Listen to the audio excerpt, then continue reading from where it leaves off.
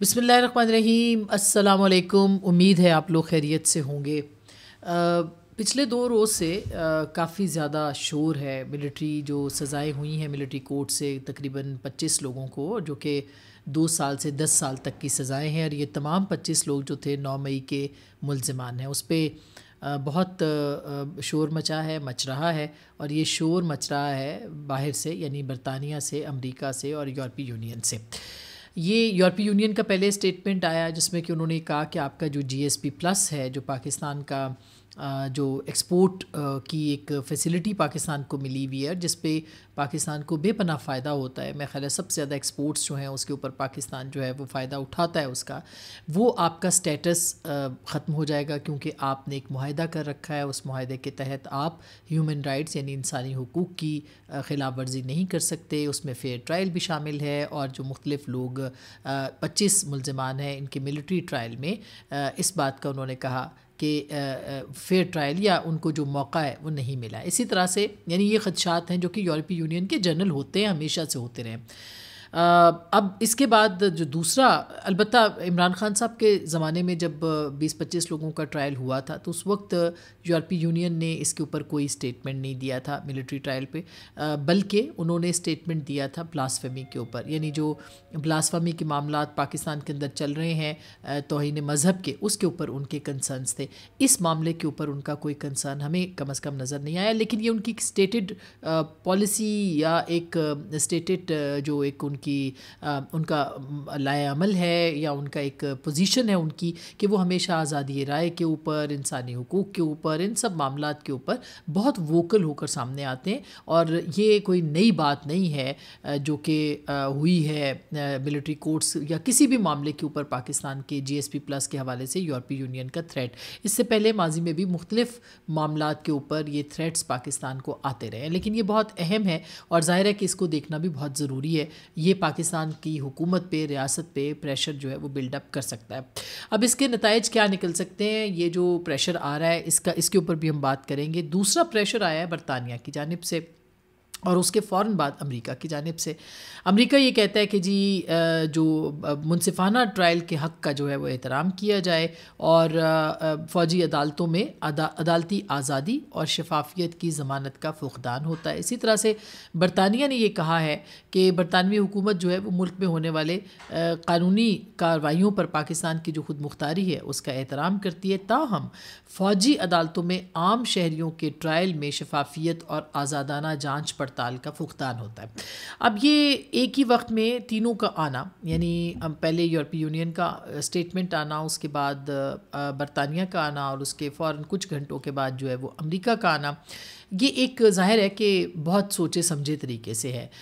یہ یاد رہے کہ جو ملٹری کورٹس کے حوالے سے مختلف پوزیشنز ہیں، اس پہ بالکل میری اپنی جو رائے ہے وہ یہی ہے کہ ملٹری کورٹس میں سویلینز کے معاملات نہیں جاننے چاہیے، مگر جو صورتحال اس وقت بنی ہوئی ہے اس کے اندر پاکستان کی ریاست نے ایک فیصلہ کیا ہے، اور یہ پاکستان کی خود مختاری کے حوالے سے ایک بہت ہی اہم فیصلہ ہے، یعنی خود مختاری کے حوالے سے ایک بہت اہم چیلنج بن گیا ہے یہ جو فیصلہ ہے پاکستان کی ریاست کا کہ ملٹری کورٹس کے اندر سویلینز کے جو ٹرائل ہیں اس کے اوپر یہ ہونا چاہیے یا نہیں ہونا چاہیے، اور وہ مستقل اس کے اوپر فیصلے جو ہے آج بھی ایک فرد جرم عائد ہوئی ہے اس معاملے کے اوپر۔ تو اب اس کا ہوگا کیا؟ یہ پریشر جو ہے وہ کیوں بڑھ رہا ہے؟ اس کا نتیجہ کیا نکلے گا؟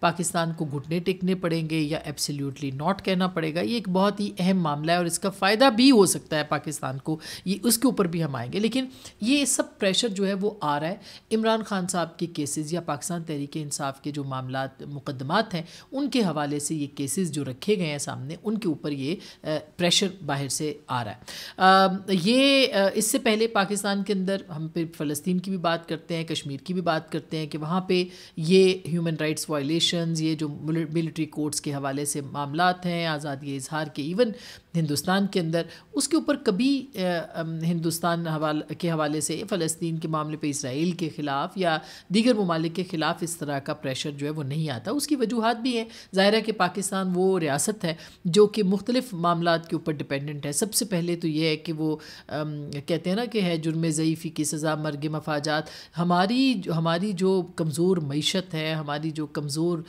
اس وقت معاشرت ہے, اس معیشت کی وجہ سے ہم بہت زیادہ, ظاہر ہے کہ ہم بے وقار آزادی, ہم غریب ملکوں کی جو ہم بات کرتے ہیں, سر پہ تاج سونے کا بیڑیاں ہیں پاؤں میں, یہ ہمیشہ یعنی پاکستان کی جو معیشت ہے اس کی وجہ سے فیصلے ہوتے ہیں, اور پوری دنیا اسی تناظر میں دیکھتی ہے.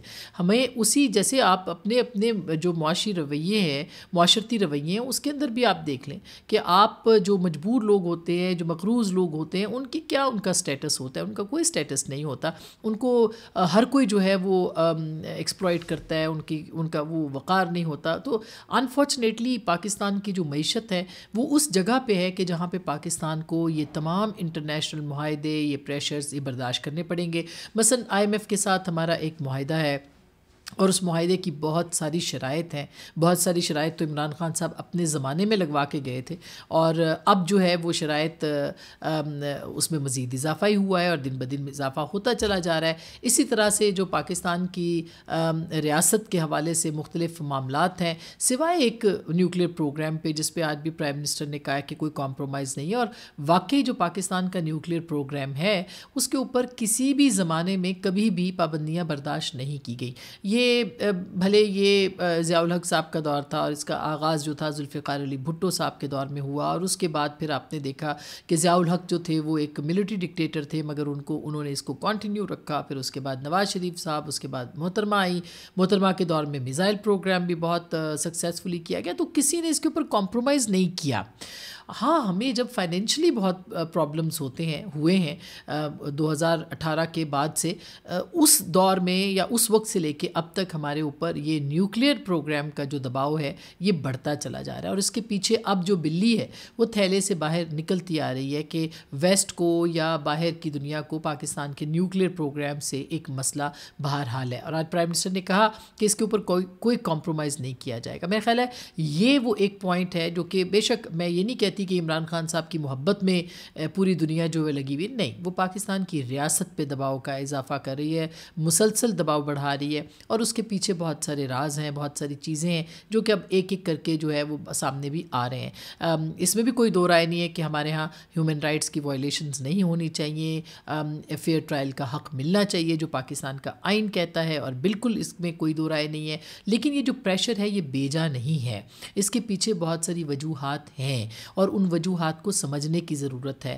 اچانک جو ہے وہ پہلے رچرڈ گرینل ہو یا باقی جو لوگ ہیں ان کے سٹیٹمنٹس کا آنا, ان کے ٹویٹس کا آنا, عمران خان صاحب کے حوالے سے ایک متعدد طریقوں سے جو ہے وہ پورے باہر کی دنیا کا ایکٹیو ہونا, یہ ساری چیزیں جو ہے وہ کوئی نہ کوئی ضرور اس کا سبب رکھتی ہیں. اس کا مطلب یہ نہیں ہے کہ ان کو عمران خان صاحب سے دلچسپی ہے, اس کا مطلب یہ ہے کہ پاکستان کے اندر جو اس پولرائزیشن ہے اس میں اضافہ کیا جائے, تقسیم میں اضافہ کیا جائے, اور ریاست پاکستان کو دباؤ میں لایا جائے. لیکن ریاست پاکستان کو بھی آئین اور قانون کے مطابق ہی چلنا چاہیے, اور اس کے مطابق فیصلے کرنے چاہیے. یورپ جو یا یورپین یونین یا باقی ممالک جو پریشرائز کر رہے ہیں, یا خاص کر کے امریکہ, میں باقی لوگوں کا تو ظاہر ہے کہ وہ سول رائٹس یا ہیومن رائٹس کے اوپر ایک اپنا سٹانس ہے, اور وہ سٹانس بہت جگہ پہ بہت زیادہ درست بھی ہے. لیکن جو امریکہ کی طرف سے دباؤ ہے یہ تو پاکستان کی جو ملٹری اسٹیبلشمنٹ ہے, یا پاکستان کی جو ریاست ہے, یا پاکستان کی جو حکومت ہے, اگر اس کو کسی وقت پہ ایکسپلائٹ کرنا چاہے,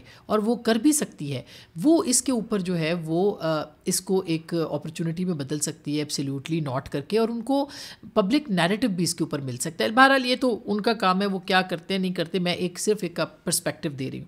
دوسری جانب اسی معاملے کے اوپر جو برطانیہ نے رات کو اسٹیٹمنٹ دیا, ہمارے بہت سینئر صحافی ہیں, تبصرہ نگار ہیں جناب طلعت حسین صاحب, میں ان کا بہت احترام کرتی ہوں, ان کی طرف سے ایک ٹویٹ آیا, اور وہ ٹویٹ جو تھا وہ بڑا اہم ٹویٹ بھی ہے, کیونکہ ان کے ٹویٹ میں یہ انہوں نے لکھا ہے کہ انہوں نے کچھ کنسرن جو حلقے ہیں, پاورفل حلقے, کوریڈورس, ظاہر ہے پاکستان کی اسٹیبلشمنٹ ہوگی, ان کے ساتھ انہوں نے بات کی ہے, یا حکومت ہوگی, اور انہوں نے اس بات کے اوپر جو ہے وہ بات بہت واضح لفظوں میں کہا ہے کہ یہ پاکستان کے انٹرنل میٹرز کے اندر جو ہے وہ مداخلت ہے, اور اس میں کوئی دو رائے نہیں ہے. مطلب برطانیہ کی مداخلت خاص کر کے جو ہے اس کے اوپر تو بہت سارے سوالات اٹھتے ہیں. مثلاً انہوں نے اسی میں لکھا کہ 29 جولائی 2024 کے اندر جو نارتھ پول ہے، ساؤتھ پول ہے، پورٹ ہے برطانیہ کا، اس کے اندر فسادات ہوئے، اور ان فسادات کے اندر جو ہے وہ چند دنوں کے اندر اندر مقدمات چلائے گئے، اور 54 میں سے 47 لوگوں کو، جن میں سے 3 بچے بھی تھے، ان کو ان فسادات کی سزائیں سنائی گئی. اور یہ سب کسٹوڈیل یعنی کسٹڈی میں تھے، اور اس دوران یہ معاملات ہوئے، یعنی ان کو فیئر ٹرائل نہیں ملا. تو یہ بالکل درست بات ہے کہ برطانیہ کے جو یا دوسرے جو ممالک ہیں، ان کے جو ڈبل سٹینڈرڈز ہیں، وہ بہت زیادہ اس کے اوپر بات کرنے کی ضرورت ہے. کہ ہمارے ہاں ہم تو خود اپنے معاملات کے اوپر تنقید کرتے ہیں، اس میں کوئی، یعنی میں بار بار یہ کہہ رہی ہوں کہ ہیومن رائٹس کی وائلیشن نہیں ہونی چاہیے. یہ جو بڑھتا ہوا مقتدرہ کا سیاسی کردار ہے، یہ نہیں ہونا چاہیے. اسی طرح سے جو ایک پریشر ہے پاکستان کے اندر سیاسی جماعتوں کے اوپر، خاص کر کے تحریک انصاف پہ نہیں ہونا چاہیے. بیجا کی میں بات کر رہی ہوں. لیکن اس کے ساتھ ساتھ اگر آپ ان کے ڈوئل سٹینڈرڈز دیکھیں تو ایک طرف آپ کے جو فسادات ہوئے تھے، اس میں آپ نے فیس بک اور جو ٹویٹر وغیرہ کو چھان بین کر کے وہاں سے لوگوں کو گرفتار کیا، اپنے راتوں رات آپ نے عدالتیں لگائی، ان کو سزا بھی دی، اور وہاں پہ آزادی رائے یاد نہیں آیا، وہاں پہ آپ کو یہ فیئر ٹرائل نظر نہیں آئے. یہاں پاکستان کے اندر ہوتا ہے تو اس کے بعد پھر آپ کو یہ نظر آتا ہے، پھر آپ یہ کہتے ہیں کہ یہاں پہ فیئر ٹرائل کا موقع نہیں ملا. لیکن بہرحال ہمیں کسی اور سے نہیں، یہ سب تو ہوتا رہے گا. پاکستان کو اپنے معاملات کو ان آرڈر ضرور کرنا چاہیے، اور جو ریاست کا ایک آئین ہے اس کے مطابق ضرور چلنا چاہیے. یہ آنے والے دنوں میں پریشر اور بڑھے گا. میں بہت پہلے سے کہہ رہی ہوں، جو لوگ کہہ رہے تھے کہ ٹرمپ کے آنے سے کوئی فرق نہیں پڑے گا عمران خان صاحب کے حوالے سے، عمران خان صاحب سے ان کو محبت ہو یا نہ ہو، میں بار بار یہ بات دہرا رہی ہوں، ان کو پاکستان کے معاملات، پاکستان کے اندر جو ایک اس وقت پولرائزیشن ہے، اس سے فائدہ اٹھانے کا، اور اس کے پیچھے جو مقاصد ہیں وہ آہستہ آہستہ نظر بھی آ رہے ہیں، وہ آئیں گے بھی، وہ ان کو پورا ان کو موقع ملے گا. اور یہ ان کو موقع ملتا ہے کیونکہ عمران خان صاحب پاپولر آدمی ہیں، وہ پاپولر جماعت کے رہنما ہیں. ان کا جو نیریٹو ہے وہ کم و بیش تمام جماعتوں کا نیریٹو ہے. وہ تمام جماعتیں ایک بات کے اوپر جو ہے وہ متفق نظر آتی ہیں، جو کہ ظاہر ہے کہ وہ پرو اسٹیبلشمنٹ، اینٹی اسٹیبلشمنٹ زیادہ ہے، پرو عمران خان صاحب کم ہے. تو اس معاملے کے اوپر ہمیں اپنا ہاؤس ان آرڈر کرنے کی ضرورت ہے. مذاکرات کا اب سلسلہ شروع ہوا ہے. یہ مذاکرات کا سلسلہ بالکل کسی صورت بھی اس کو اپنے مثبت منطقی انجام پہ پہنچنا چاہیے. اور اس کے لیے، لیکن اس کا مطلب یہ نہیں ہے کہ جنہوں نے آئین قانون کا رستہ اختیار نہیں کیا، جنہوں نے تشدد کا رستہ اختیار کیا ہے، اس کو آپ معاف کر دیں. بالکل اس کے اوپر معاف نہیں کرنا چاہیے. یہ ریاست کا بالکل بنیادی حق ہے. آج کچھ لوگ جو ہے وہ آئیں گے، توڑ پھوڑ کریں گے، کل کو اور لوگ آ جائیں گے، مسلح گروہ آ جائیں گے. تو میرا خیال ہے کہ اس معاملے کو کسی منطقی انجام تک ضرور پہنچانا چاہیے. 20 جنوری بہرحال امپورٹنٹ ہے. ٹرمپ صاحب کی حکومت باقاعدہ جب آ جائے گی تو پھر دیکھنا ہے کہ وہاں سے کس طرح کا پریشر، اور کیا وہ پریشر پاکستان کی ریاست برداشت کر سکتی ہے. نہیں کرے گی تو کیا کہے گی؟ Absolutely not. خیال رکھیے گا. اللہ نے کے بعد.